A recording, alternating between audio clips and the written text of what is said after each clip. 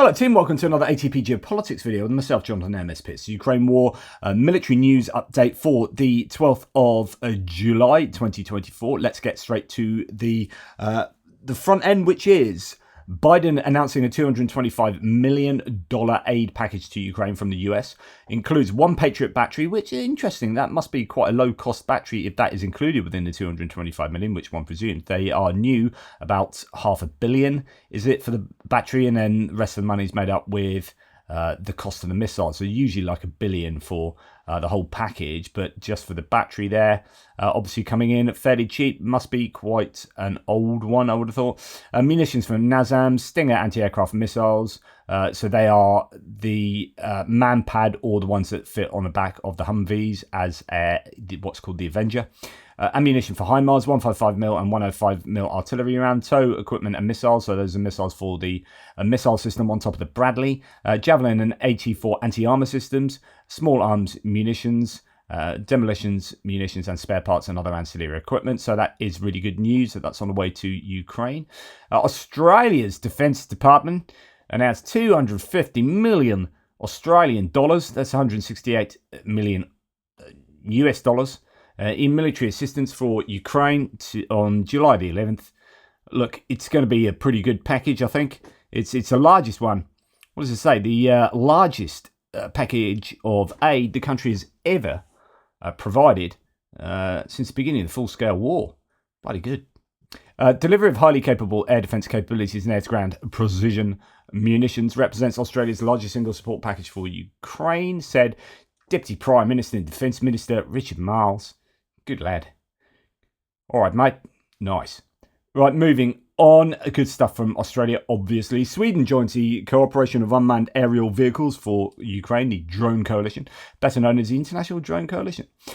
Press service of the Ministry of Defence of Sweden has announced. And now that countries that have pledged to transfer F-16s to Ukraine are discussing the terms of their use, in particular the possibility of using them on the territory of the Russian Federation, says the head of the Ministry of Defence of Netherlands. So the Dutch have been talking about that in relation to the switcheroo with the UK Storm Shadow missiles being allowed to be used inside Russian territory and then suddenly not being allowed to, and no one quite knows whether that was the original agreement that was misinterpreted or whether the US has come along and said, who knows. And then Chancellor of Germany, Olaf Scholz, and the President of the US, Biden, have opposed granting Ukraine permission to strike with Western weapons on the territory of the Russian Federation without restrictions, which sucks. Now, Frederiksen here, the Danish Prime Minister, said it is necessary to provide Ukraine with all air defense systems that are currently at Denmark's disposal. They've done this with artillery. Now, apparently, they're just going to give all of Denmark's air defense systems to Ukraine. This is amazing. And they did this, as mentioned, with artillery, where they're like, well, who are we going to use the artillery against? Well, Russia. Okay. Well, when would we use that? Well, if Russia invaded Denmark. Okay, how would Russia invade Denmark if they got through Ukraine? So the best use of this artillery to protect Denmark is to protect Ukraine, correct? Give it all to Ukraine. Okay. Same with air defense. Same theory. Absolutely brilliant. And she's the one who is talking much more strongly concerning using NATO or Danish weaponry, such as the F-16s they're providing, inside Russia, or at least the missiles from the F-16s used inside Russia. But anyway, Denmark had previously declared to hand over all its artillery. Now we have to do the same with air defense, she says. And Denmark does not rule out that Ukraine will be able to use F-16 on Russian territory. She said, quote, everything depends on the circumstances, but it is possible to achieve goals even outside of Ukraine. Yes. So that was that part of that interview I played to you earlier, which was really good. She was very strong on her defense of Ukraine and support. Really good to hear that.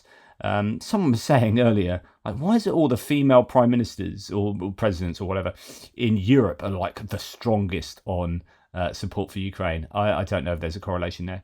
But certainly there are a few of them who are very strong. Giorgia Meloni's pretty strong. Frederiksen, but then you got Emmanuel Macron was strong until his political landscape imploded. Anywho, Canada has announced the allocation of more than $280 million for the training of Ukrainian Air Force pilots on F-16s and the purchase of important equipment for the use of these fighter jets, according to the Office of the Prime Minister of Canada. So that's a bit of a number put on that bit of news that we heard yesterday. France, Germany, Italy, Poland are to develop a new long-range cruise missile. They announced that yesterday. I showed you them holding up pieces of paper to that effect. Agreed to develop ground-launched cruise missiles with a range of 500 kilometers. That's about 310 miles, according to Reuters. I wonder if that could be put to good use in Ukraine. That would be nice, wouldn't it? Need to get on and do that, though. Romania signed an agreement with Ukraine, which also included transfer of Patriot battery to Ukraine. I mentioned that earlier today. That's good news there. And Ukraine sees a surge in female soldiers, with over 10,000 women serving on the front lines, according to the Deputy Prime Minister. 10,000 women currently carrying out combat roles on Ukraine's front lines.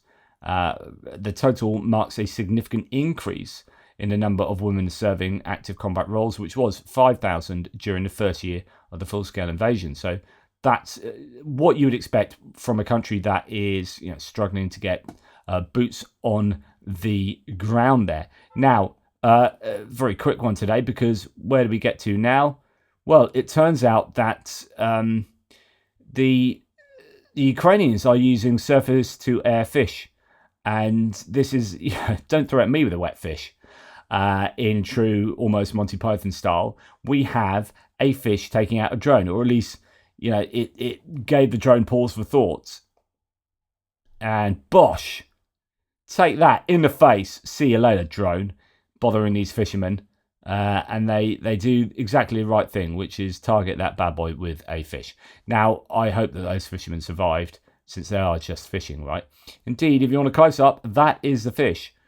Pretty dangerous, that. It is, we're seeing more and more aquatic life being used, as I saw a torpedo minnow that had a torpedo attached to it. And that took out a couple of... There was a stickleback I saw that had implanted itself. It had attached to it some C4, and it implanted itself on a Russian boat and exploded. So you're seeing all sorts. I saw some snails as well be equipped. They're pretty useful. So Ukraine's doing a good job there. This is what happens when I finish my videos much sooner. I start talking absolute nonsense. Anyway, that's enough from me. Take care, everybody. Speak soon. Toodle pips.